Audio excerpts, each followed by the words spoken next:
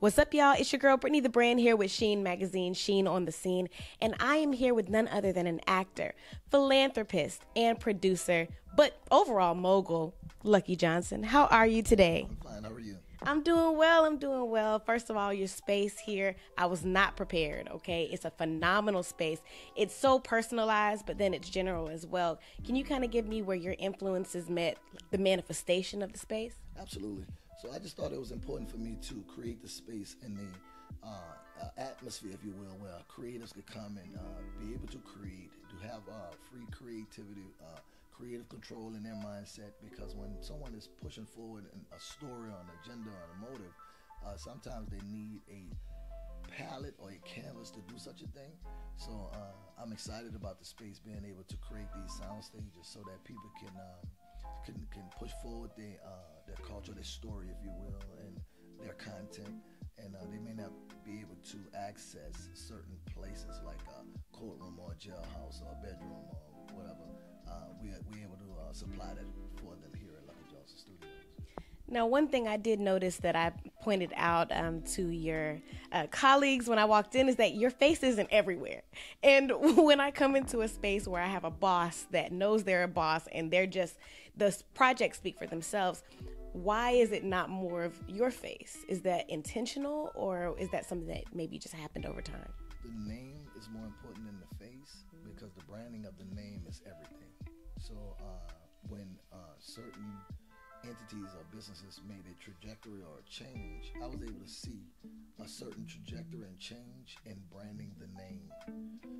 So if you like Heinz 50 ketchup or Heinz 57 sauce or A1 sauce, but it's by Heinz, even though it's a nice sauce, but you're more reaching for the brand.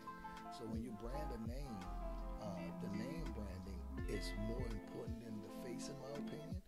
The face is important too, but if you brand the name, for instance, if I'm in Germany and I see an arch, I know that's McDonald's. Yeah. So that's more important than the actual name. You don't have to have McDonald's on it. Or if I see the red and blue with the little circle, that's Pepsi and Coca-Cola and so forth and so on.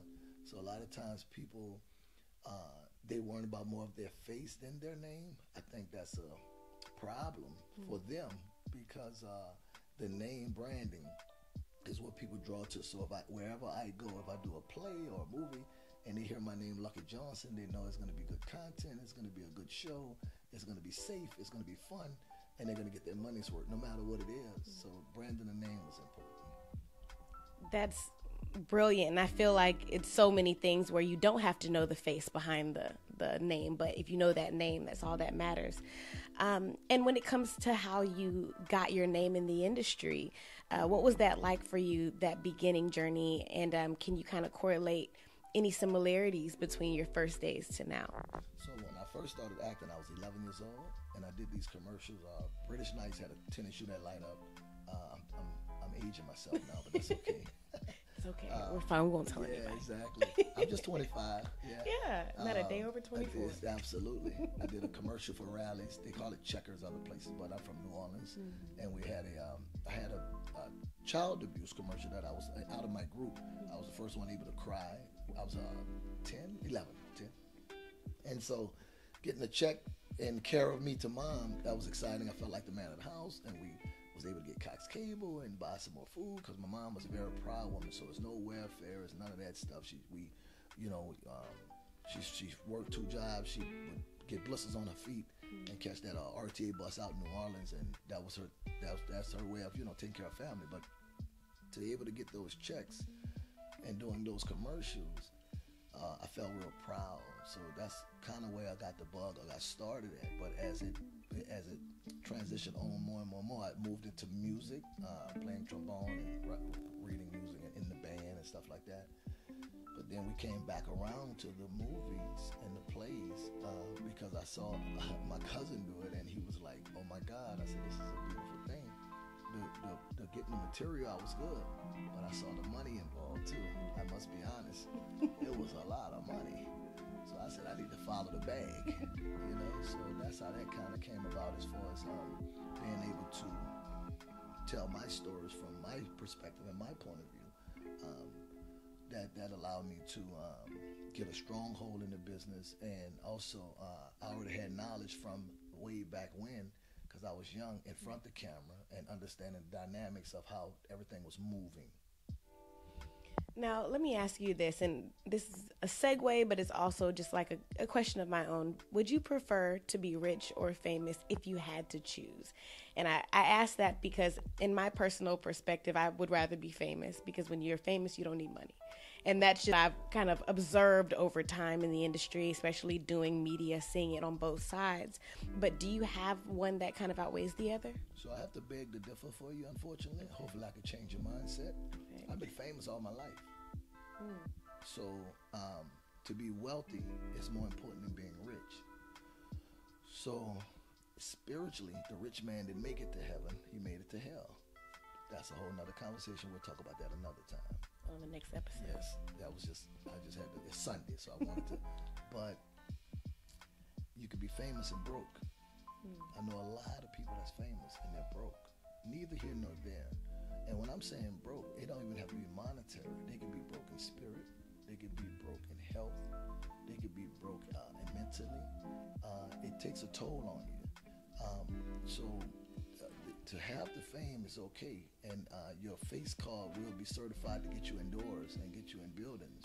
But the branding of the name and having sound, structural wealth opportunities is better, in my opinion, because building that generational wealth and allowing your kids and your grandkids to have a opportunity. Unfortunately, we as black people, we're 300, 400 years behind. We'll always be behind. So we'll never catch up. And I know that sounds like, oh no, you're not being optimistic. We'll never catch up, because they created the rules and they created the game and they created the synopsis and the scenario for them to always win. Now, do we have an opportunity to become millionaires and billionaires? Yes. We have them in our family. So we can definitely be millionaires and billionaires for sure. But you could be in TV, you could create a famous opportunity for yourself, but still be shallow within, and still be broken, still be unhappy, if you will. So sure, you could be famous, and that's awesome, but and I'm not taking away from you, because I want you to be famous, but I also want you to have a balance, and I also want you to have stability.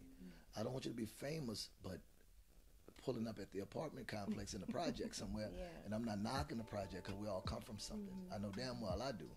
But we have to outgrow that. So your riches and your wealth is in your health first. So you can get famous and then be sick, or be ailmented, or handicapped, or crippled. Now you can't even enjoy said famousness. You could have a stroke, the left side of your face could collapse and never come back. So now what the fame is associated with your appearance. So that's what's bringing on the ideology of being famous. But you can still be famous, but you can also be well off. So my thing to you is to be well off and to be wealthy, which you have a plethora of wealth, because you have your health and you have your freedom. So if you go to the penitentiary, or if you lose your health, it's no good regardless. Fame doesn't matter at that It doesn't point. matter. That's a beautiful sentiment. I'm glad I posed that question, because that's a question that's asked in every barbershop and in every hair salon. You know, we just don't necessarily always get to hear those answers. And moving into the realm of fame, right? And the things that you have accomplished and the things that have brought you where you are and where you're going.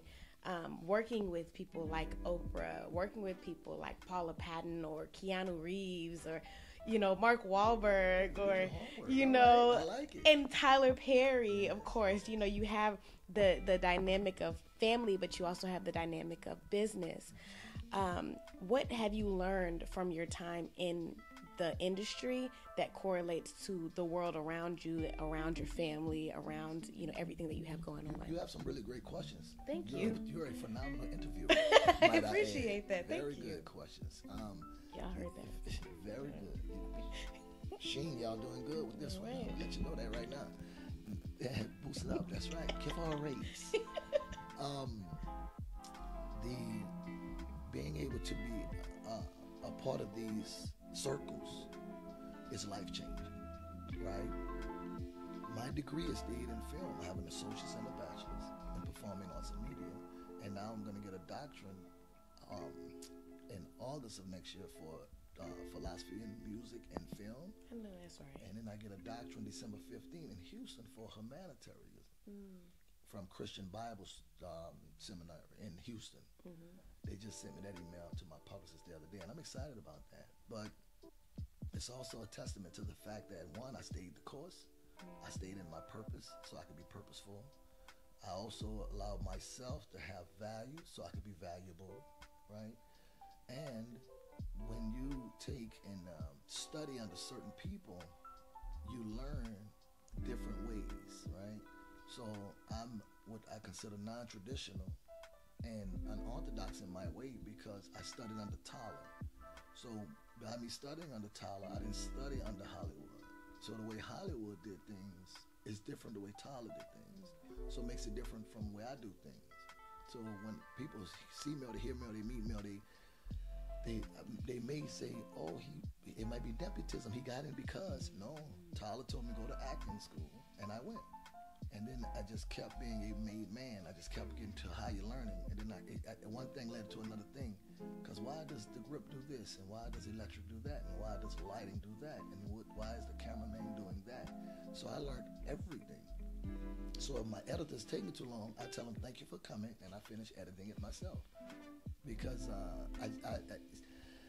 have a no-nonsense type of thing. It's either we're going to do it or we're not. And if we don't, that's okay. You know, there's no harm, no foul. But I can't allow them to hold up or dictate my fate or my progress. So I'm going to make sure that I do it myself, right? So when I'm with Oprah Winfrey or Tyler or the Obamas or the Knowles, the Beyoncés, in their circle is so exciting and so insightful. I don't even talk. Not that they're better than me, but I just need to listen to them. You know, a friend of mine, he's the richest black man in America. His name is Robert Frederick Smith. $9 billion. The richest black man. He's my friend. And then he said, Lucky, why you don't ever ask me for that? Because, first of all, you can't give me what God gonna give me. That's very important. Then if I ask you for something, you're not gonna answer the phone anymore. And then thirdly, I need the jewels. I need the knowledge. I need the conversation. I don't need the money. I appreciate the money. But I don't need the money because the money goes. But your knowledge will never go. So when they're talking, I just listen. And so that's just the kind of like, you know, answer that question as far as, you know, learning from them or being under their tutelage or being mentored by them. I just don't even talk. They say, how you doing? I'm doing great. Now shut up. And I just listen because I need them to say something about diversifying a portfolio or getting funding from a hedge fund or a private equity or raising it through. I need to listen to that because I'm listening to the money side of it, not the fame side of it. Because I don't need to be famous, you see? I need to know how to get to that bread. I used this analogy in my class the other day, and I said, you know, if you run after a cat, the cat runs away. But if you put a bowl of milk, the cat comes to you. Same thing with the metaphor with a bird. If you run after a bird, the bird flies away. You can never catch a bird. But if you throw bread on the ground, the bird comes to you. So don't be a bird brain. I love that. Yes. Come to you. And that's, you know, when it comes to both sides, when you're acting and when you're in the chair, right?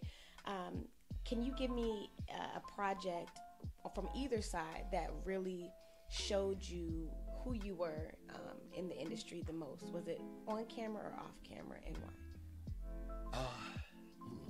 I'll give you two scenarios. I did a movie with Denzel Washington called Two Guns, and I was a little disappointed because it said Bobby Stiggs on the call sheet. I said, oh, I thought I was playing with Denzel. Then when he come through the door, I was like, oh shit, that's Denzel. I like, oh damn, you know. I kind of said, oh, it's going down, it's happening, because he come through a different door, and we had to do our rehearsal for blocking, and I was like, okay, I'm with the man. So as an actor, playing with him was a big moment for me. Two, the advice he gave me was super duper. Until this day, he's still my friend. We still car conversation. We go fly fishing, and he's still dropping new jewels, you know, because he's our elder, right? So he passed the torch on to whoever young and black want to pick it up. It's not that it's a black or white thing, but he's a black man. He's our elder. He's our OG. So he passes it on. On the other side of the camera, producing with Maxine's baby, that was a pivotal moment for me because one, this black man has surpassed all obstacles and bridges in his way, but he's my family. So being able to be a part of that history during Maxine's baby, I was able to talk about growing up with him opposed to who he is now. I was explaining to who he was then. And it had never happened. There's nothing out anywhere ever of who he was then. It's always who he is now. Boom, pop, pop. You know who he's friends with now, but what happened back then? You see, so it's actually both of them. Being behind the camera with his project was a pivotal moment, and being in front of the camera with Denzel. You know, it was plenty of them that I danced with and played with and acted with. But for me, for him, I was like, ooh, this is happening. It would be as if it was Billy D. Williams, because that's who Mom and them was crazy about, Sidney Poitier and Billy D. And, oh my God, Billy D. So for me, it was like, I'm with the man, you know. Yeah. I'm with King Kong, ain't got nothing on me. I'm with him, you know. So, yeah. Man, I want to talk. I feel like after the camera stops rolling, we got to just keep talking because you are a wealth of knowledge. And, you know, I said recently to someone that, you know, you can't be a good leader unless you're a good follower. And the fact that you're willing to listen and soak up that information it's worth millions. But, you know, I know you have so much that you can give me, but is there anything in particular that you would give to somebody who is trying to decide? They feel like they have to choose, you know, they feel like it's not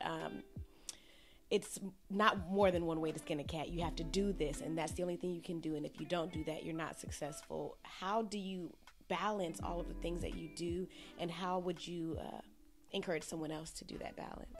So, one, you got to have a strong team. You got to have people that behind you. I got a good friend. He produces with me. His name is Cal. My executive assistant, Sunshine. My marketing director, Tawana. My technical director, Kwame. The list could go on and on and on. I got so many people. It's like 100 people that work for me and work with me. You can't do it by yourself, but you have to be a good leader, like you said, because leaders beget good leaders. When you follow a person, that doesn't make you a follower in the sense of you're less than. That means that you're humble enough to follow a good leader because you're a leader. So we follow Jesus and Martin Luther King and Malcolm X and Medgar Evers and Gandhi, and the list goes on and on and on. Halle Selassie, Allah, whatever you believe. But those prophets and those people that came before us were great leaders, and they taught us something. So the people that's been in the business longer than me, or that's have some type of information to give me, my brain is a sponge, and their words are liquids, so I absorb it. And then I thank God for the type of brain I have, because I process it and then I regurgitate it back to the society or to world or to people, because I have to give the game away. I can't. They say it's better be sold than told. No, I need to tell it. And so the other day, one of my colleagues said, "Lucky, you're one of a kind," you know, because a person such as myself, we hide ourselves. We go into the house and we don't come out, and we don't want to talk, and we don't want to meet nobody, and we don't want to give out the game. I'm different. I want to give the game away. I want to tell you what I think could help you, or help you along the way, or maybe I could tell you something and you'll help someone else. You know what I mean? So that knowledge that I have to give it to someone, so that way God is pleased with me. You know. So my walk has always been with God. I'm not a preacher. I'm not a Bible thumper. I love God, though, and I love Jesus, but I'm also a realist. You know what I'm saying? I'm just a solid cat who's here to tell people, hey man, you can do a thing, but you gotta do the thing. You know, don't just talk about it, be about it. You know. So yes, when I'm talking with folks or I'm sitting and sharing stories, I hope they're processing what I'm saying in such a short time, because you can't get it in a 5 or 10 minute interview or an hour meeting. You just can't. It don't go like that. So hopefully they take whatever I say and try and follow it up and use some of it, and just keep processing it in their head so it can help them. And they don't have to be an actor. They could be an editor. They could bake goddamn cupcakes. I don't know, anything. They could do makeup, hair. Just be great at it. Be consistent with it and do good in your respective field. Lucky Johnson dismissing one gatekeeper at a time, you guys. I'm so happy to be here. Thank you very much for having me. Sheen Magazine, make sure you pick up your newest issue. Walmart, Walgreens, Books A Million, Barnes & Noble, and of course, www.sheenmagazine.com. It's your girl, Brittany the Brand, signing out. Have a great day. Thanks, Sheen Magazine. Thank you. Hey, what's up, guys? This is Lucky Johnson. I'm with Sheen Magazine, Sheen TV.